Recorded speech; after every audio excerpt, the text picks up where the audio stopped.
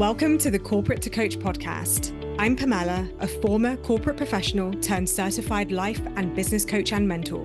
If you're ready to sign clients, grow your soul-led coaching business, and shed the employee identity so you can step fully into business ownership, you're in the right place. Let's begin. Hello, everyone. Welcome back to the Corporate to Coach podcast. Oh, it's so good to be back. It feels like ages since I've recorded, and it really hasn't been that long in the grand scheme of things. But last time I recorded the episode called The Confessional. And before I launch into this episode, I just have to say thank you to those of you who have messaged me.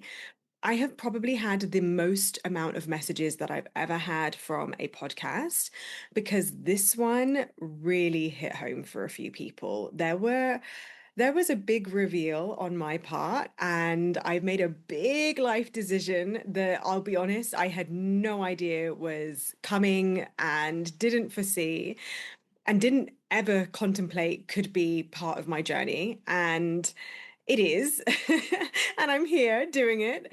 And I'm building my coaching business around the 9 to 5. Although, more accurately, you could probably say I'm scaling my coaching business around the 9 to 5. But the point is, I have a full-time job while I'm doing everything that I continue to do in my business. And it has been one hell of a ride.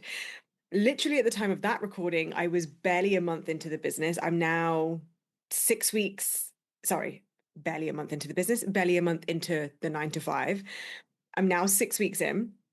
I still feel really new. I still feel like I'm learning who's who and all the people I need to know and all the names. My job is very much about building connections, building relationships, networking. That's a huge part of what I do as an executive recruiter, which is the role that I am doing in my 9 to 5. And I've got my first big business trip on Tuesday, and I've got a flight to catch in the morning, same day flight on the way home, back-to-back client meetings, meeting some bigwigs, and it's going to be so incredible. And I'm nervous as hell. And so it's really nice to be back in the podcast studio, aka my office, but back in my studio doing what I know like the back of my hand. And it felt really fitting to do what I had originally thought I would do for episode 100. It's now episode 102, and I'm going to do 5 hard truths that podcasting has taught me after 100 episodes. Or something to that effect. I think the title might come out a little bit differently. We'll see.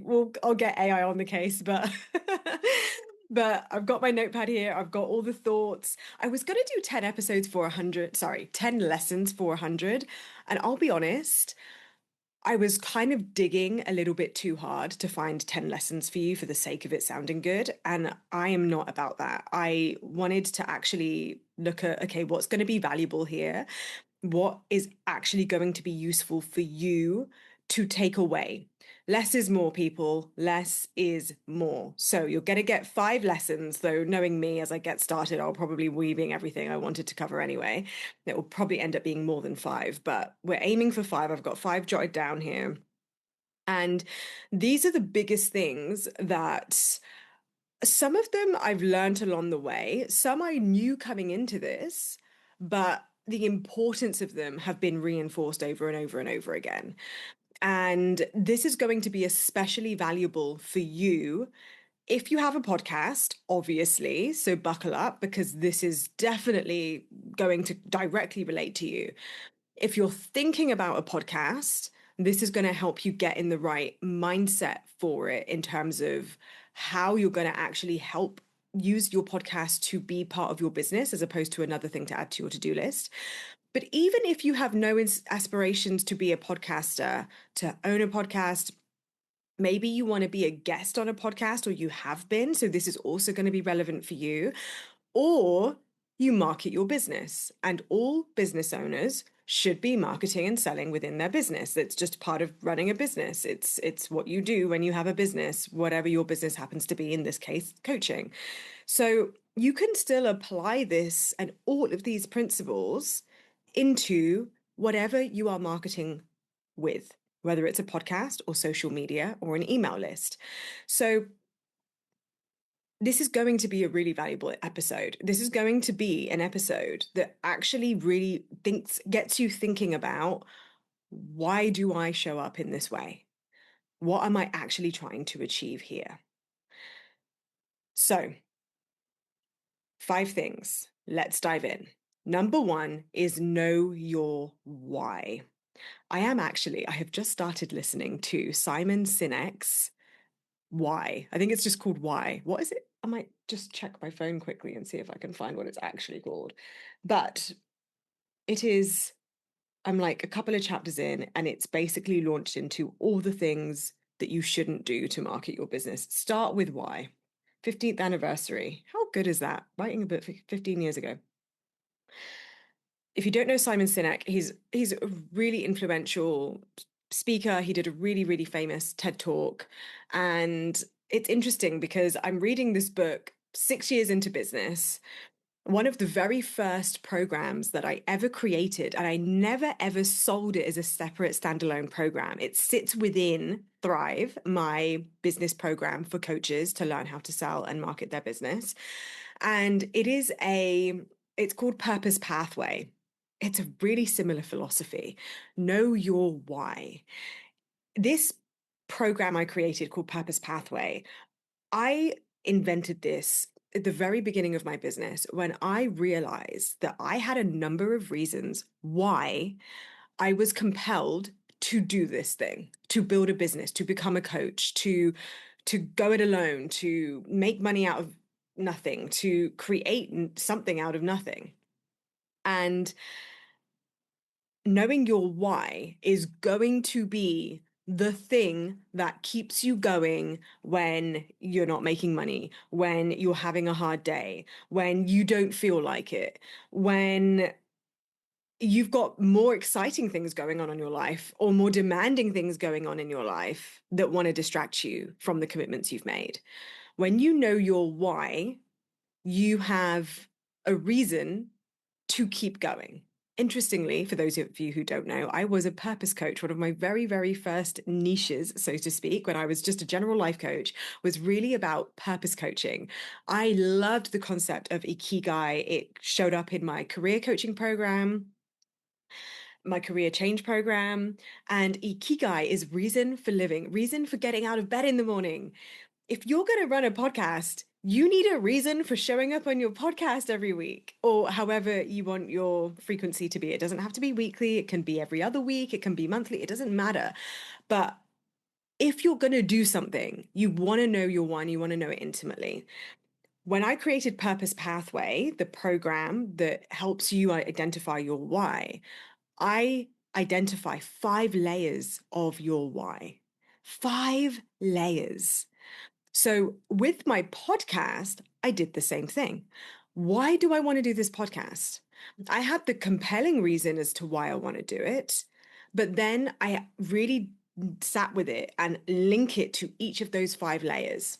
Those of you who are existing clients and have access to Purpose Pathway, I don't think I've ever taught this in this way before, but I highly recommend that you use the principles in Purpose Pathway and you use those principles against each of the platforms and the approaches to marketing and selling that you are taking. So if you have a podcast or you decide to make guest podcasting a marketing pathway that you want to use, apply the principles of Purpose Pathway. Do it. Why do you want to do it for you? Why do you want to do it for your clients? Why do you want to do it for your family? And so on as the 5 layers unfold. When you can identify that, you always have a reason to show up. And boy, oh boy, have I needed that over the duration of the 100 episodes. So when I started the podcast, I decided that I wanted it to be an episode every single week. In truth, I haven't achieved that. I simply haven't. And this is the really, really tough thing about making a kind of commitment where you say, I am going to do something every single week or day or month or year or whatever it is. You miss one, you have effectively failed on that task. Does it mean that I quit? No. It means that I come back to it again and again. It means that as somebody who I endeavor to be, I want to get to a stage where I can say, I have done this weekly for as long as I can remember. This is who I am. And clearly, for me, it's an identity that I'm still stepping into. But that's okay, because the point isn't, do I succeed in showing up weekly or do I not? And therefore, is it a success or failure? That's so binary. It's so unforgiving that actually, when I have my why really clear, it's meant that even when I miss a week, even when I haven't shown up as frequently and as consistently as I endeavor to, I still have a really freaking compelling reason to keep showing up. And that is why I do. That is what allows me to forgive myself, to show up anyway, to come back after I've had a period of time off. Knowing my why is critical. And within that, and this was going to be one of the other lessons, but I'm putting it into the why. One of my whys is because, yeah, I sure, of course, I can make money from this. Of course, I sign clients from my podcast, but I actually really freaking enjoy it. I really, really do enjoy this method of communication. It feels spacious to me. I feel like I don't have to try and squish it all in a 60-second reel or 60-second short. I don't feel like I have to try and get all my words on a page and perfect it to fucking oblivion that it loses its original essence. I feel like that when I'm on here, I've got up to an hour with you guys, sometimes even longer, though I try not to go on for too long. I've got spaciousness in here to be long form, to go into the long story long, as me and my friends always say. Whenever we're having catch ups or coffees or breakfast or, sorry, lunch or brunch or dinner together, we'll launch into a story and we'll be like, look, this isn't going to be quick. This is the long story long. I love doing that with you because it means that I can dive into the nuance. I can go off on the tangents. I can take you on the journey. I can tell you the story. I can show you the context of what I really, really want to get across to you. And I get a lot of joy from that. I feel seen because I allow myself to be seen. I feel expressed because I allow myself to be expressed. And I feel like I'm building connection because it is unencumbered. It's what do you call it? Unedited. Even though I technically do sometimes edit little sections and things, it's unedited in the sense that I get on here and I can just tell you what's going on in my brain. I can give you this insight into my stream of consciousness in a way that is incredibly valuable for you. That for me is a big like joy for me. And it benefits you. It's like my why on so many levels is being here every single time. And it keeps me going. So for you, take away from this, do you feel that way when you show up in your marketing? Are you feeling this passion in your own podcast or when you're being a guest on other people's podcasts? Are you connected to the joy of just expression, regardless of the returns that you could get or the clients that you could get? You've got to be in the joy of just enjoying the process. And the process is something that I've really come to enjoy. So know your why. And within that, be clear about what you love about it. Otherwise, what's the point? If you don't like it and the idea of blabbering for an hour on on your own podcast, and allowing yourself to be expressed and allowing yourself to go into the deep and the nuance and the intricacies of the thing that you are a freaking expert in and the zone of genius that you have, then if that doesn't light you up, don't freaking do it. No one's forcing you. But if it would light you up, if it would make you feel spacious, if it would give you an opportunity to feel connected and create connection with your audience, what are you waiting for? And if you're not leaning into that with a podcast that you already have, or guest episodes that you already have, or whatever it is, wherever you show up, why not? Ask yourself that, because that's what's going to bring aliveness to it. And that's what the audience feels when they are listening.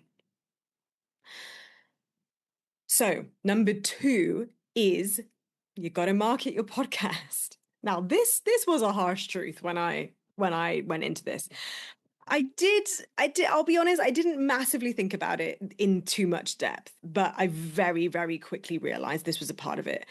I recorded episode 1 and 2. To this day, I mean, it makes sense because they accumulate over time, right? But to this day, still takes the top spot for the highest listened to episodes.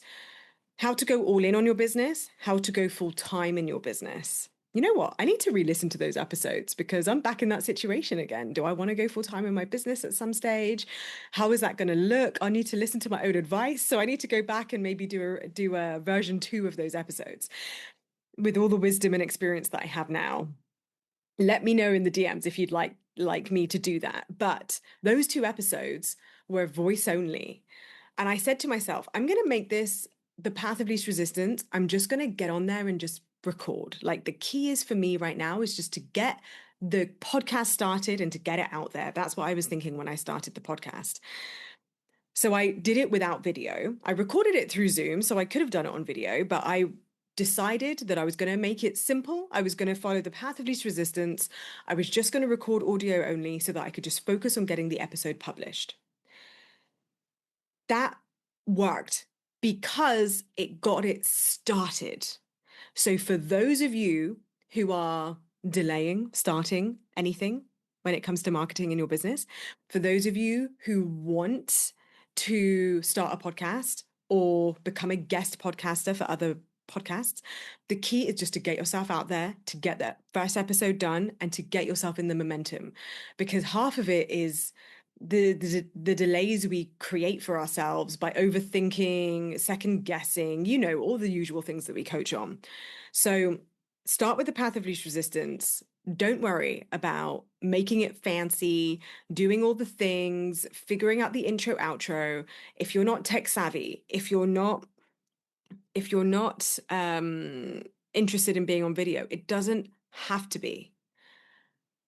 But not to negate everything I just said with that 3-letter word, but by episode 3, I thought to myself, I like this. And I'm not going to lie, Leo season's here. I'm a Leo. Birthday's coming up August 13th in 11 days. The truth is, I don't mind being on camera. I can handle it. I kind of like it. I've learned to embrace it, even though I went through all the visibility crap and all the fear of like, what are people going to think? Who am I to do this? Should I even be on video? Who gives a shit? Who wants to see my face? I got over that very quickly, very early on, and realized the Leo in me probably wants to embrace it. And so, again, at that point, I'd been in business for 2, nearly 3 years already. I should check my date. I think it was more like 2.5, 3 years. And 3 episodes in, I'm thinking, I'm on Zoom anyway. What's the difference? Chuck the camera on and I can repurpose. And that's been amazing because for me, I have all those reasons that make it make sense. So I made it make sense for me because it makes sense for me. I like being on camera. It's not an issue for me. I kind of enjoy it. And I'm also the type of person, and I learned this through COVID, I can't not get up and get ready in the morning. I like to get ready for the day. I like to freshen up, have a shower, put my makeup on, brush my teeth first thing in the morning, move my body, eat early, get food in me, get some caffeine in me. And I like to vitalize myself for the day. So for me, it works. I'm the kind of person that's going to be camera ready, even though I'm incredibly casual today. I still feel happy to be seen. If someone knocks on my door and comes in my home, I have a tidy home. I'm prepared. I'm ready. I've always got my camera set up, my mic set up. These things are part of who I am, so it makes sense. So if you're someone where it makes sense for you, embrace it. Give yourself permission to be who you are and give yourself permission to allow yourself to be seen if you like to be seen. I think that's like really, really refreshing to hear woman to woman. So allow that. And if you're on the other side and you're like, I don't care to get ready in the morning, the idea of having to do my makeup if I don't have to, this is why I wanted to leave freaking corporate so I don't have to make the effort every day. And I can just bum around in my pajamas and just be cozy and not worry about making the bed and go on my own time frame. Perfect. Don't put pressure on yourself then. Find the path of least resistance and just create a marketing plan that suits you. I have clients that totally fit that bill. They're so chill, they're so relaxed. For them, being comfy is way more important than how they look. They're way less vain than me. They're way more easygoing with how things look and how things are set up in a certain way. That doesn't bother them. So for them, it's audio only. It's their path of least resistance is not having to go through the freaking palaver of getting ready every day and being camera ready. So, again, for your podcast, who are you already and how can you make your podcast fit that? If you don't have a podcast, who are you already and how can you choose marketing channels that fit that? Do you want to be seen? If not, then just do words only, just do audio only. You get to make it work for you. And that being said, so really that was a whole lesson in and of itself, which is make it work for you and find the path of least resistance. I'm going to write that down so that I can put that in the show notes. So that was 1, 2, path of least. This is ironic. I do actually get AI to help me. I give it the transcription and I get it to like write the notes. But when I'm in a flow after recording, I sometimes just find it quicker and easier just to write the show notes myself because I've just literally given it to you. Like I've lived and breathed it. Now I can put it all together, create a summary and write it out in 15 minutes. The same kind of time frame it takes AI to do it. The difference is sometimes I don't have the capacity to want to use more brain cells to write. So it's nice to outsource it. But if I have the energy and the drive and the connectedness and the words in me right now, it's much easier for me to create. So again, that path of least resistance, like let it work for you and give yourself permission to go with the flow so that you can be dynamic with however it works. And this sticking to that path of least resistance and allowing the podcast to be a format that works for you, and this applies to any of your marketing channels that you desire, you you might be both at any given day. You might be the person who likes to dress up, to be seen, to be on camera, but that for you isn't realistic every single day. For you, that's like, Saturday's my filming day. Thursday's my filming day. That's the day I'm going to do it. And I go through phases of that as well. Sometimes I don't want to be on camera because I really just don't want to be. And other days I'm like, yeah, baby, put me in front of the spotlight. So sometimes I am like mercurial. I'm fitting in between those two kind of all those personalities that I have, all those versions of me that want to show up. That might change depending on where I am in my cycle as well. Like if you plan to record, but it's day 1 of your bleed, yeah, no problem. You want to stay in your pajamas, it's audio only, not an issue. And other times you're like ovulating and you're ready to go and you want to be seen and you're feeling cute and you get ready for it. So again, you get to make it work for you. So back to the original point 2, which is now point 3, market your podcast. So this is where this leads into it in the segue. When you have a podcast, you want to think about how are people going to find it? And this is why podcasting in and of itself is a whole business for some people. How do podcasters make money if they don't sell anything other than the podcast? They do it in 2 ways. They do it through marketing their podcast and making money through social media. But if you're not an influencer and if you're listening to this episode and this podcast in general, you're not very, very unlikely to be in that group of people where you're making money from social media alone just because of the social media content you create. But that is how they make it, by marketing their podcast and being paid by social media to market their podcast because their following is that big.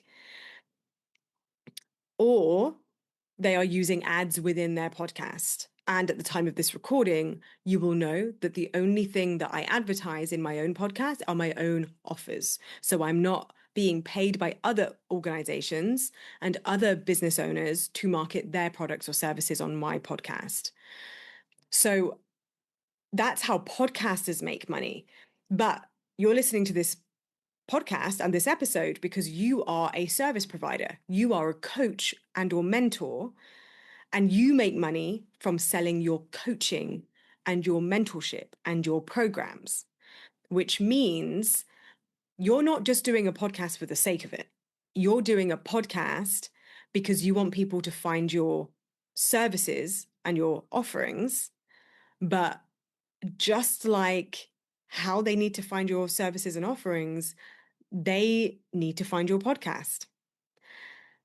And so This is an interesting one because I have coached a number of people who have the thought error that if I start a podcast, then I'll sign clients because their current marketing isn't working.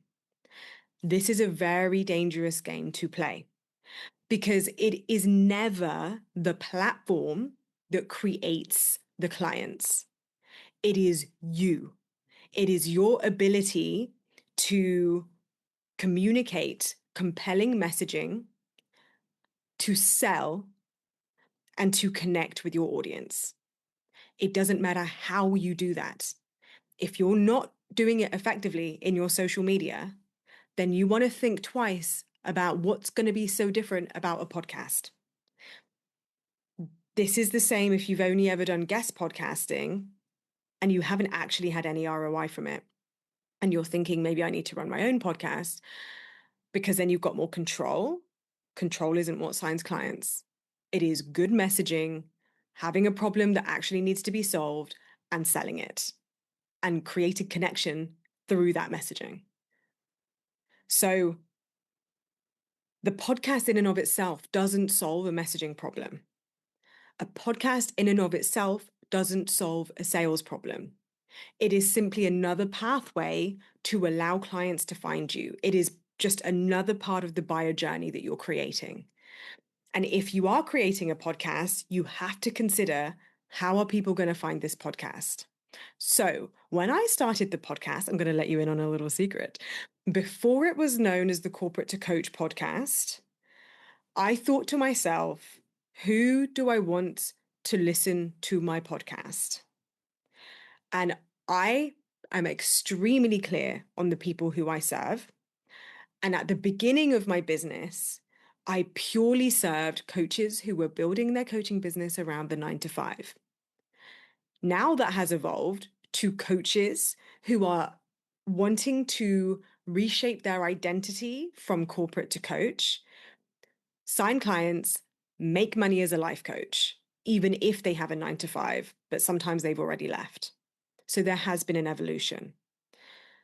So at the beginning of my podcast, when I was contemplating, what shall I call it? How are people going to find it? How am I going to make sure the right people are listening and tuning in? I chose a title that made it unmistakable about who it was for. So when I started my podcast, I called it the Build Your Coaching Business Around the 9 to 5 podcast. Build Your Coaching Business Around the 9 to 5 podcast. Why did I call it that? Because that's exactly who I was speaking to, coaches who were building their business around the 9 to 5. Now I speak to coaches who are going from corporate to coach, whether they're in corporate, whether they're in purely coaching, but they still feel kind of in the corporate space in their mindset. And it's still in their employee mindset, still thinking, do I need to go back to work? I'm not making money in my business. How am I going to balance this? Identity shifts and making money in their business. You can see the evolution, right? So I made what the marketing gurus would call it an SEO title, otherwise known as search engine optimization. I thought to myself, if I was a coach building my coaching business around the 9 to 5, what might I be searching? And thus that title came about. So many people I see create a podcast and they call it something that only their existing audience would know about. But the benefit of doing what is kind of staley, like a stale word for it, is known as the title. Sorry, oh my God, mincing my words here. But if you take the approach of a stale approach like I did, of like, how can I just make this easy for my audience to find? I'm not like rubbing my own ego here. I'm purely thinking about my audience. Because I know my own needs are going to be satisfied because I know my why. So when it came to titling my podcast, I wasn't attached to it being something beautiful and sexy. I knew that would come later. When Corporate to Coach came about, I was like, ooh, that's got more of a ring. There's a bit of alliteration. It's shorter. It's quicker to remember. It's easier. It's like, it can be a brand. It's got brand potential, corporate to coach, but I wasn't ready for that. I couldn't get to there, even though in hindsight, I was saying corporate to coach from the very freaking beginning, which I love. This is the irony of these things. I needed something simple that was going to be relevant. It was going to be easy for my audience to find me. I wasn't attached to it because my needs were already met because I had my why very clearly figured out. And I was doing it my way because I was following the path of least resistance and I was allowing myself to let the podcast work for me, which meant when a title needed to be something as stale as build your coaching business around the 9 to 5, it freaking worked. And you know how I know it worked? Because the listenership was extremely strong from the outset, especially in comparison to the single digit likes and views I would get on my own freaking social media content. Yet people were finding my podcast because they were searching for those kind of titles. And every podcast episode, I was making it SEO searchable. How to go full time in your coaching business. How to be all in your coaching business. People were literally searching for that. And my podcast episode was showing it to themselves. So not only was my listenership really, really very high, the best part was that clients were booking with me. How do I know? Because in my intake form, I say, how did you first hear about me? Podcast. They literally were listening to my podcast and they weren't following me on social media.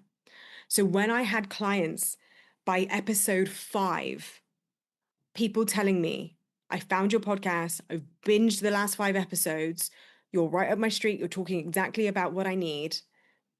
It's because I designed it that way.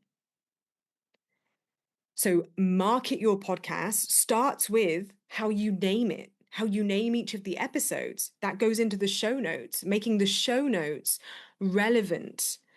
A couple of weeks ago, actually, no, probably about 3 months ago now, feels like yesterday, I took the time. It was very boring, but I was very pleased with myself when I sat down and did this.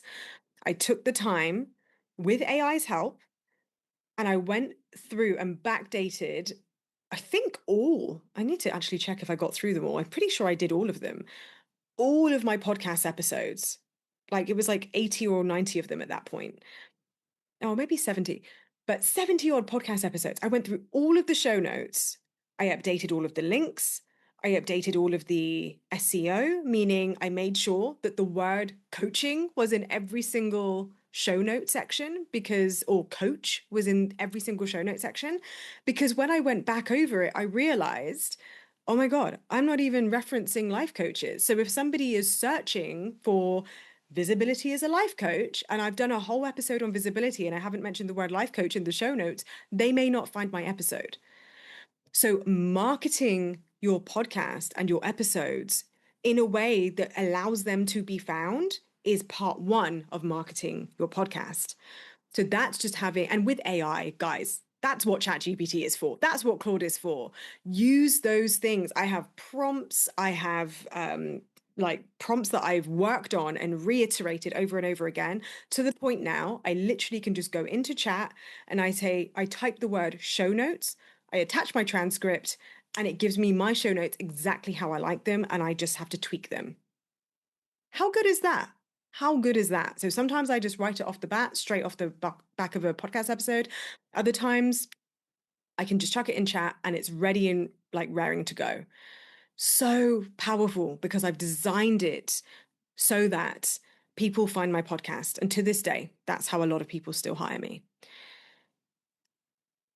That's part 1. Part 2 is marketing. So actively going out there and sharing it.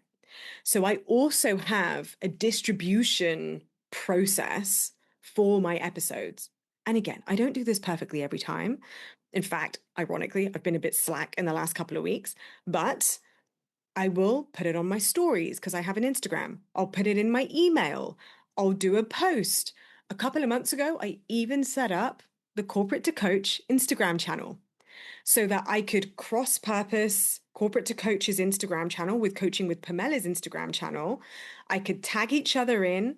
I could access different audiences. And that has created a new following and expanded the reach. And since I've done that, my listenership has like radically improved, which is blowing my mind, because if you go to the Instagram page, I think there's only like 50 followers on it. What's interesting is the views. They're not even as high, like that high, compared to the reels on my Coaching with Pamela page, because I have, I think, over 2,000 followers now. But it's bringing people to the podcast. That's the key. I share it to my Facebook.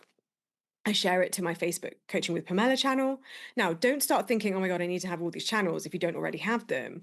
The point is that as much as I can, as much as I have the capacity to, and now I have a VA, hopefully that will be a lot easier for me to get the distribution out.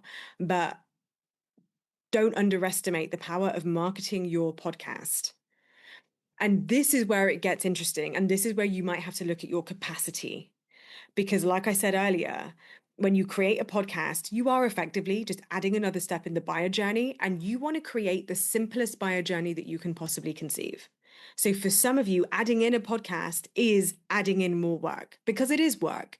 There's a time to record, the time to prep, the time to edit, the time to distribute. That takes time. When I first did it, it took me a day to get a podcast out. Some of you may not have that time. I hired a VA, and I've hired a number of VAs over the years. That sounds like I've gone through them like crazy. I really haven't. It's like 2 or 3 people. And for them, the first time they do an episode for me, it will take them 10 hours just to like wrap their head around it, because obviously they're not in my brain. This is new material for them. And to follow the brief that I set, it takes them time. So it reminds me, even though for me to go from prep to record to editorial and distribution, I can do it end to end in 3 hours, which is pretty freaking quick for an hour episode. It actually, to hand that over to someone, you really want to factor that in. At the beginning, it took me a day. So you do want to factor in, do you have the capacity? If you don't have the capacity to actually do this and consider the marketing involved, then as much as I want to encourage you just to start and to do it and commit to it, because it's incredible to do, as with anything, give yourself permission to do it well. Give yourself permission to actually allow people to find it, and allow people to find who you are and find your work.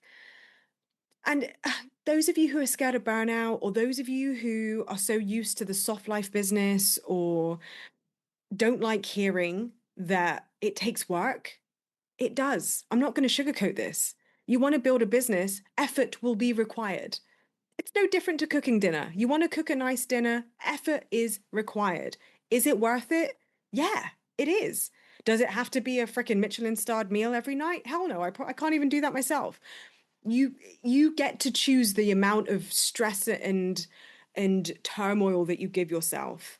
And you get to give yourself permission to enjoy a process, to be proud of the work you've done, to execute it to the best of your ability with the capacity that you have, and be unapologetic about that. Put out really, really good freaking work, even if it isn't your best every single time, and create a body of work that brings in clients. Don't be afraid of that. You can more than handle it. You've handled a career, you've handled a family, you handle all the shit you have to deal with day to day that you don't want to do. You get to do this on your terms. Give yourself permission to have fun with it. Give yourself permission to do it well. But do be aware, if you're going to do it, you're going to have to market it so that people can find it. And there's nothing wrong with that. And you're going to have to remind yourself of that a few times, which it helps to know your why, because I go through phases of this, right? I know this is the standard I hold myself to, and I imperfectly meet it most weeks. Truly, very imperfectly.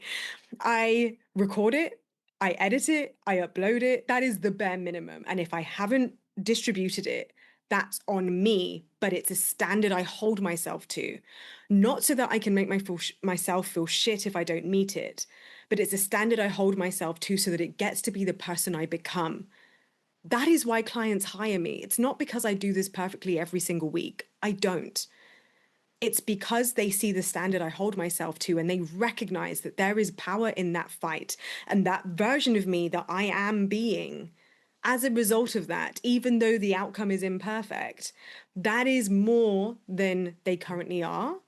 And they want to step up to becoming that version of themselves too. The person who is freaking giving it a go.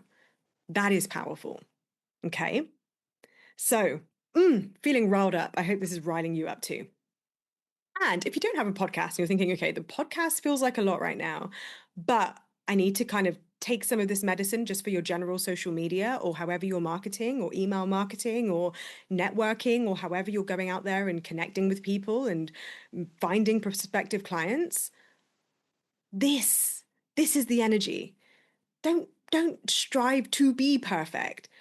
Allow yourself to have high standards for yourself and have joy in meeting those standards as frequently as you're able to. I think that's what it's really about.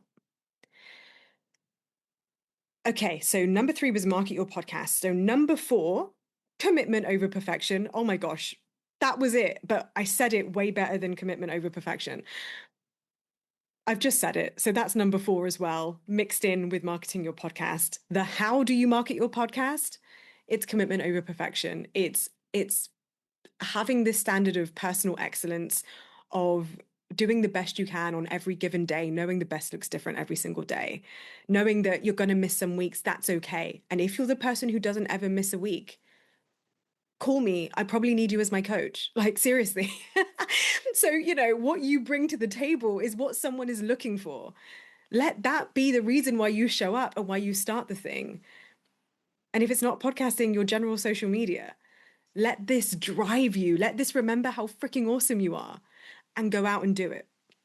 Okay, so 1, 2, 3, 4, commitment over perfection. Okay, number 5.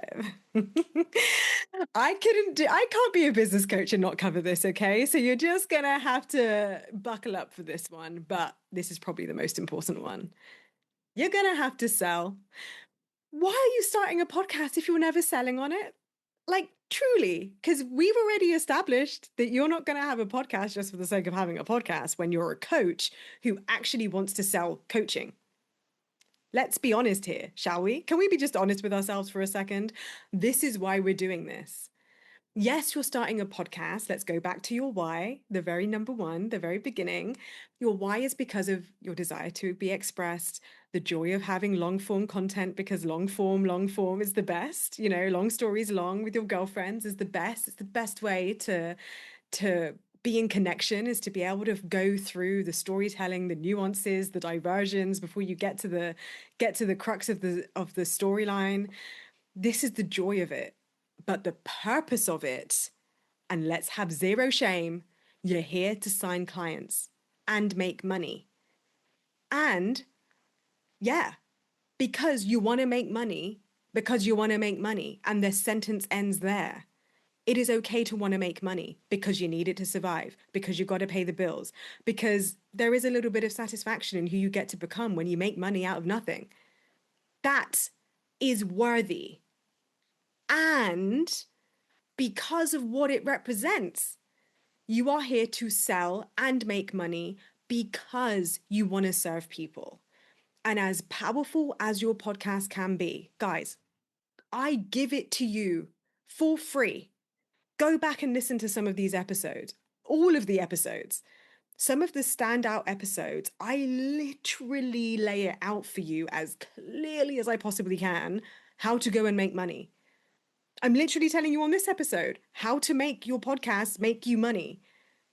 And are you going to do it? And that's where the coaching comes in.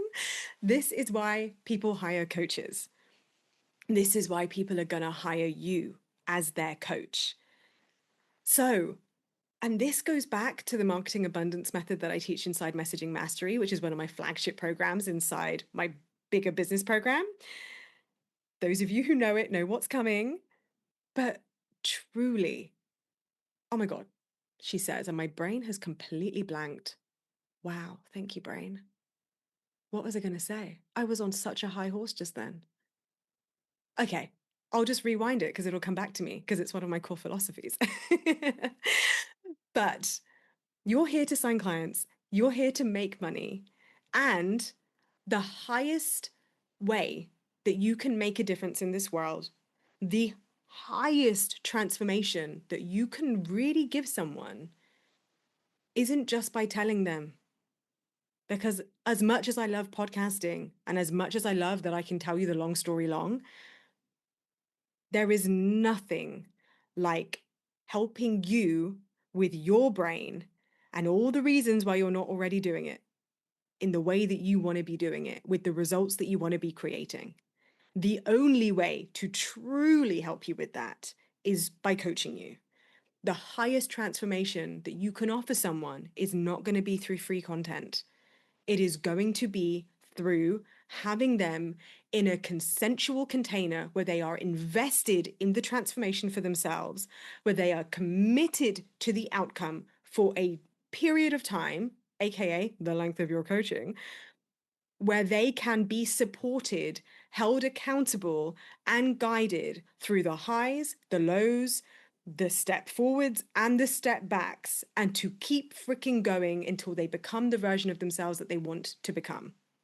That happens in the coaching container. Don't get me wrong, powerful transformations can happen through powerful transmissions, just like this podcast episode. But I know full well you're probably picking up the groceries right now, picking up the kids, listening to this while you're cleaning the house.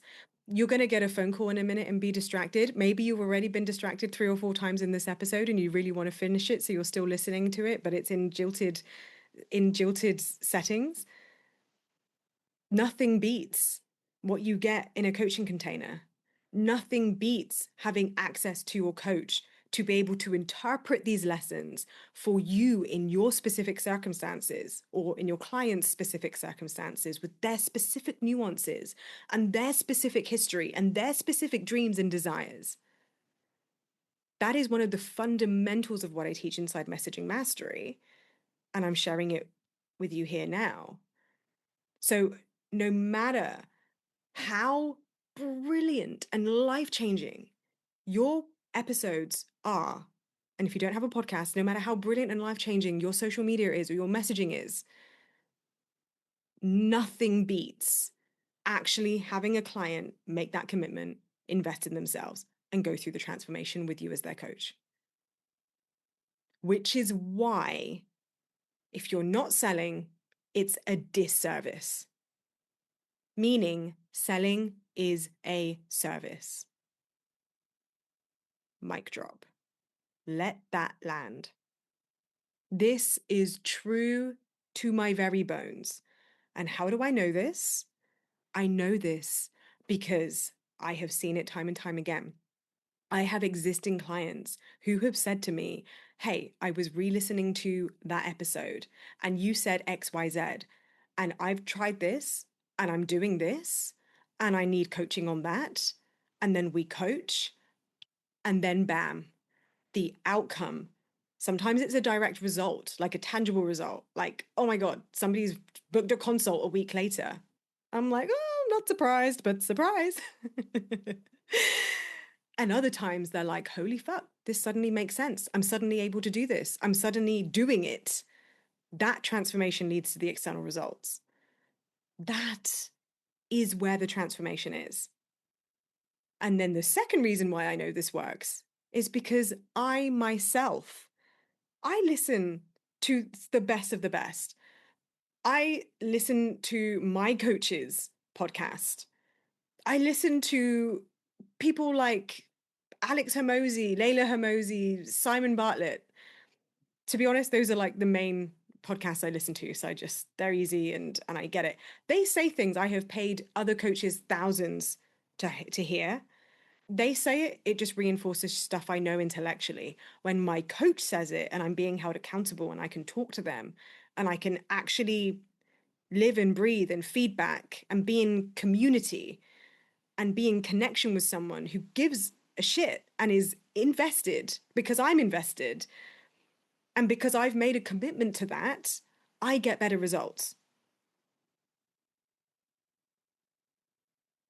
So if you're not selling on a podcast, if you're not selling in your marketing ever, what are you doing? You're doing a disservice. You need to be approaching your episodes with a couple of angles, and I'm going to share them with you here. And it's going to be really, really practical so that you know how to actually sell. I wasn't planning to share this, but we're on a roll and I'm feeling generous. So you get to have it all. So, two main ways that I sell. So I don't want to overcomplicate it in my own brain and then forget and then end up having to eat my own words like I did a minute ago.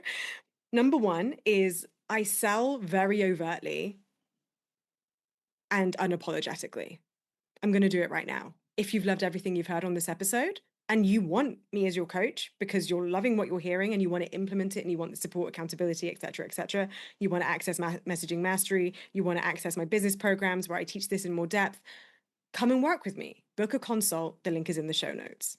That's all it takes. Okay. That was really meta. I'm both inviting you to actually book a consult if that feels aligned. And I'm teaching you how to do it. That's how you do it. Say the words. I am open for business. Work with me. I sign one-to-one clients. Would you like to be a one-to-one client? Saying those words, it is really interesting to me how many of my clients don't say that on their podcast and they're wondering why they're not making any money on their podcast. Are we figuring out the math yet? So you can do it overtly, and I love to do it at least once an episode. And look, sometimes there's an episode where I completely forget. Again, don't stress. There's always another episode to record.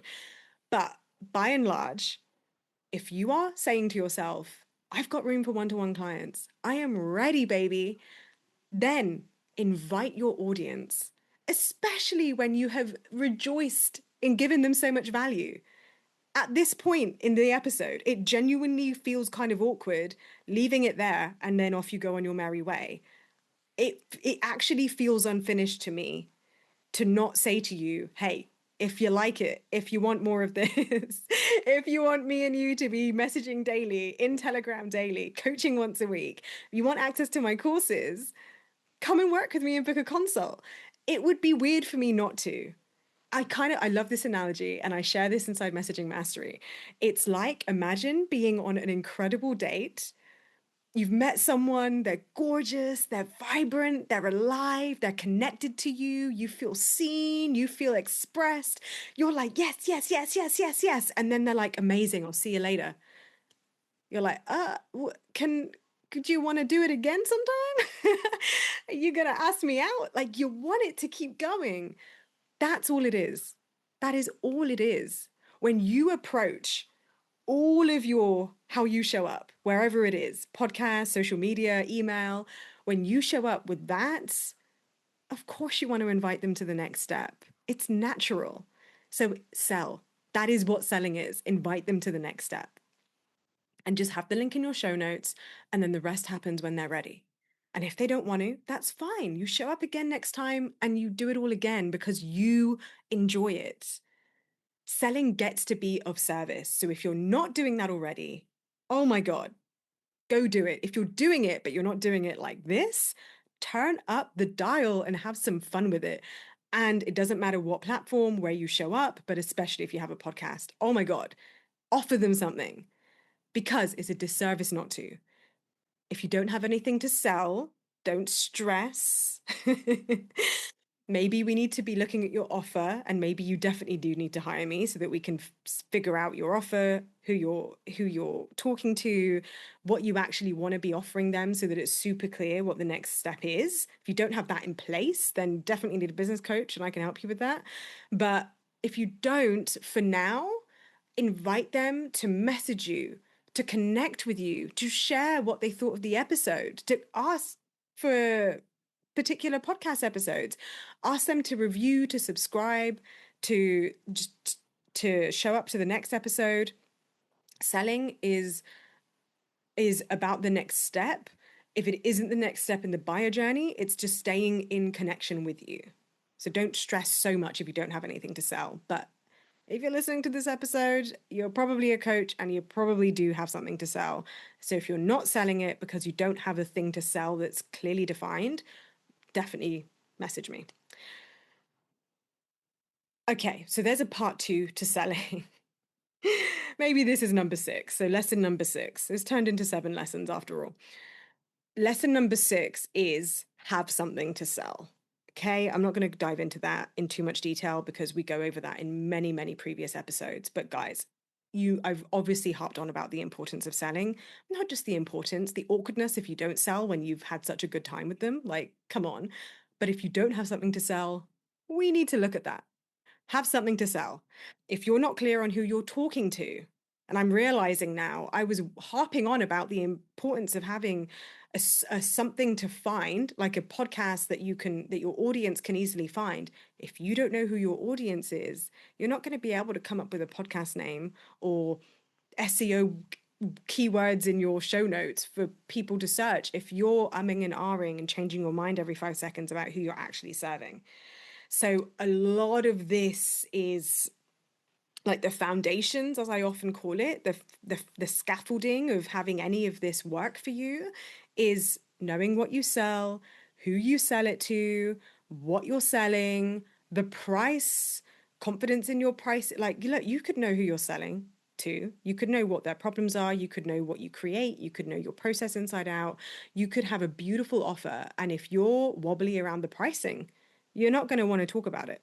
So none of this is going to work if you don't have your business foundations in place. Your business foundations is clarity on who you serve, the offer that you sell, the price you sell it, and then where you sell it. This is one of those where I'm selling it, which is in this instance, podcasting. So that's number 6.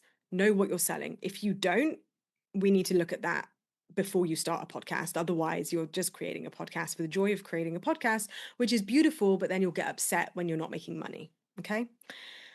So, number 7, this one you have witnessed in real time if you've been on the journey with me over the last few months. I've written evolution is natural. Evolution is natural. So, as I mentioned earlier, the podcast started as Build Your Coaching Business Around the 9 to 5.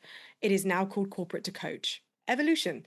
If you have been in my world for a long time, you might remember that my original branding, the colors, the visuals of the Build Your Coaching Business Around the 9 to 5 podcast was blue. And if you go back, way back to when we started together 6 years ago, my branding colors were like plum wine, like a plum wine color. The reason I abandoned that is because I could never quite get the color right. Never ever felt right, which really, really annoys me still to this day. So I still feel like that's the color for me, that deep red wine, shimmery kind of tone. Don't know how to create it in Canva. So look, if you know how, hit me up. I genuinely would love to hear from you. So I went from that to blue. And then around about episode 40, maybe 50, I changed up the branding to this like cream and black. And as a result, my branding has evolved to this creamy black and blue kind of combination. And the name has changed.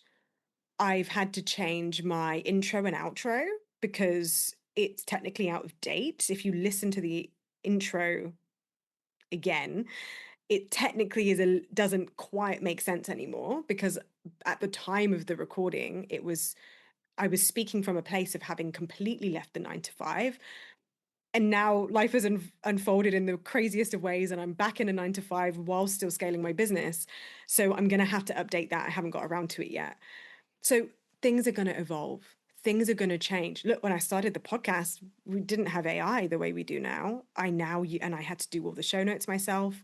Now I have AI, as I explained earlier. So I do use AI to support me in building the show notes as I'm onboarding my current VA and slowly giving her more responsibility and more autonomy over the podcast beyond obviously idea generation and recording.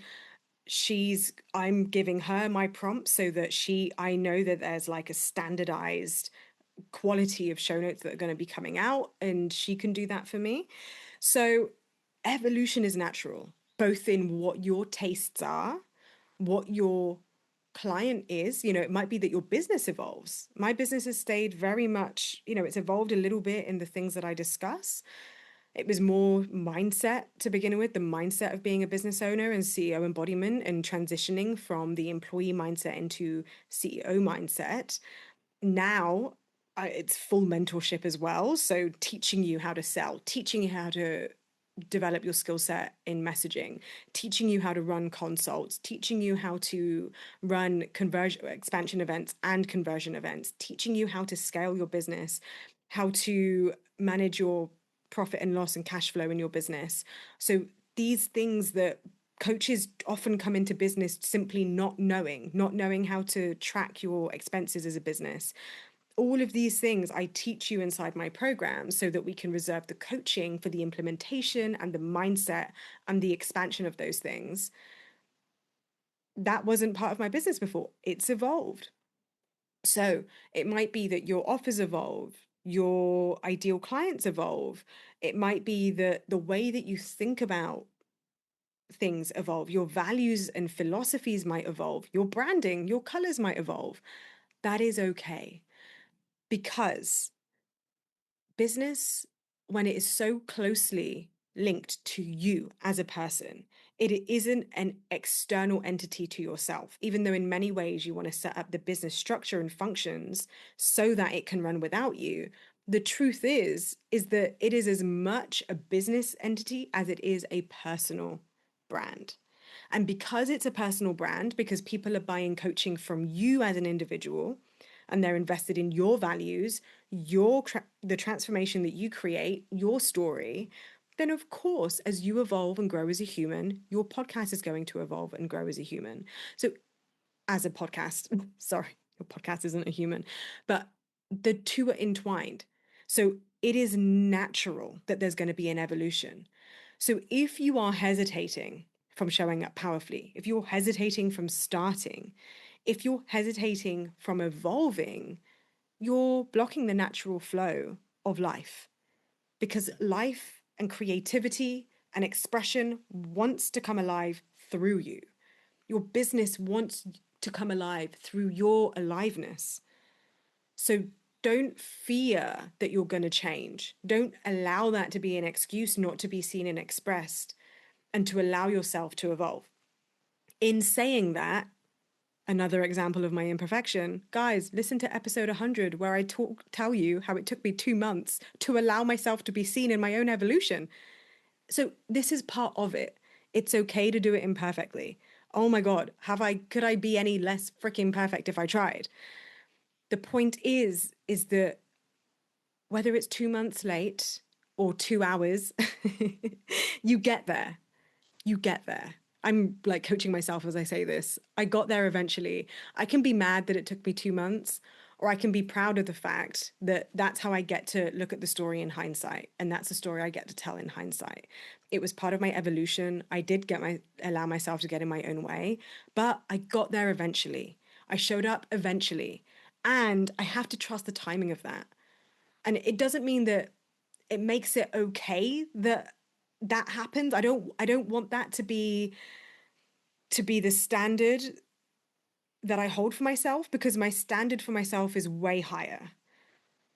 But there is dissonance there, because there's a standard I'm holding for myself and then there's how I'm actually showing up. And the way that I bridge that gap, I get to do that with shame, or I get to do that with self-compassion, with personal power, with reflection, with permission. And that is what gives me the wisdom to give you this teaching today, and probably why it felt more aligned to deliver that 100th episode instead of making the 100th episode 5 lessons I learned about doing a podcast after 100 episodes. So I couldn't have seen that unfolding at the time. I can only see that in hindsight. But it works. There's power in that. So you allowing yourself to evolve, you allowing yourself and allowing the natural flow of life to be alive in you, and through the ways that you express yourself, especially if you have a podcast. Life is lifing, my friend. You are living, and that is what we're all here to do. So I'm going to attempt to recap all 7 of them, even though I went off on tangents. I'm so glad I wrote down the additional ones. I'm going to write down what number 6 was. Know what to sell. Okay, so I'm going to recap. the 7 lessons I ended up going over. So number 1 was know your why. Number 2 was take the path of least resistance. Number 3 was market your podcast. Number 4 was commitment over perfection. Number 5 was sell. Sell, sell, sell, sell, sell. Sell on your podcast, baby. Number 6 was you got to know what to sell in order to do any of this. And number 7 was evolution is natural. My friends, that's a wrap. If you want to work with me, you know what to do. Head to the show notes, book that consult. And otherwise, I'll see you in the next episode.